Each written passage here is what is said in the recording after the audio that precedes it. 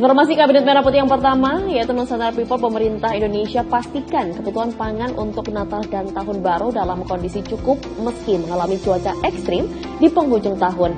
Ketercukupan itu bahkan membuat pemerintah berencana menghentikan impor komoditas beras, gula konsumsi, dan garam konsumsi pada tahun 2025. Mengundang Wakil Menteri Kelautan dan Kami silakan.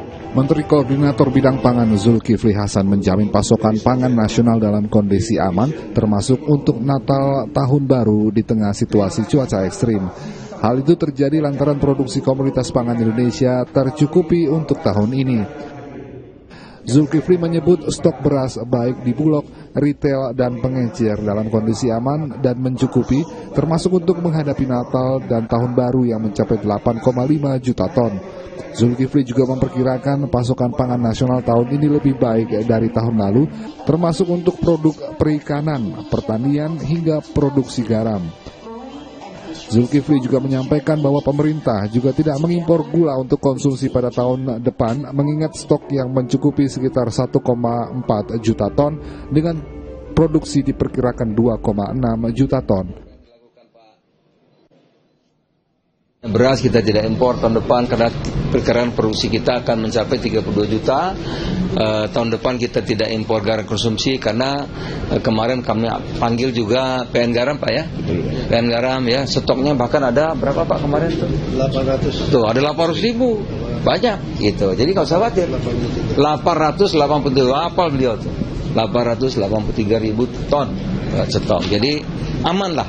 Beras kita nggak usah khawatir, ya. Beras kita ada 2 juta di Bulog, ada di masyarakat, ada di retail, pengecer. Totalnya kira-kira stok beras kita itu Bulog dan di masyarakat 8,5 juta lebih. Aman, udah. Nataru aman. Jadi Natal Tahun Baru beras cukup, garam cukup, ya. Daging ayam, telur cukup, gula cukup. Gula kita nggak impor tahun depan untuk konsumsi karena kita ada stok 1,4 juta, produksinya diperkirakan 2,6 juta, aman sudah. Untuk tahun depan pemerintah menargetkan produksi beras di angka 32 juta ton, sementara itu kebutuhan dalam negeri diperkirakan hanya mencapai 31 juta ton. Perhitungan ini menjadi salah satu alasan pemerintah untuk menyetop beras di tahun depan. Sementara untuk komoditas garam, produksi di tahun depan akan mencapai 2,2 juta ton, sedangkan kebutuhan garam di tahun depan hanya berada di angka 1,7 juta ton.